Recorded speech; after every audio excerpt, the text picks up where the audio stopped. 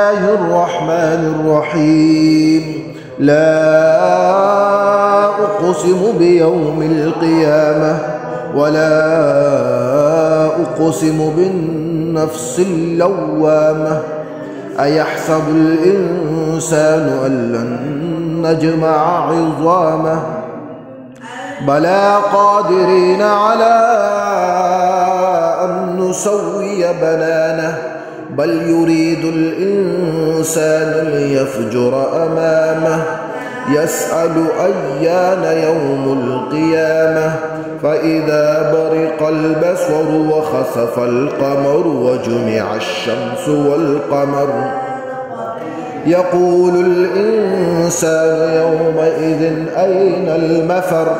كلا لا وزر إلى ربك يومئذ المستقر ينبأ الإنسان يومئذ بما قدم وأخر بل الإنسان على نفسه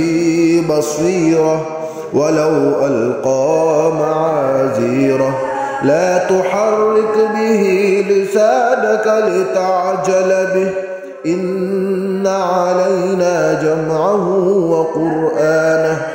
فإذا قرأناه فاتبع قرآنه ثم إن علينا بيانه كلا بل تحبون العاجلة وتذرون الآخرة وجوه يومئذ ناظرة إلى ربها ناظرة ووجوه يومئذ باسرة تظن أن يفعل بها فاقرة كلا إذا بلغت التراقي وقيل من راق وظن أنه الفراق والتفت الساق بالساق إلى ربك يومئذ المساق وجوه يومئذ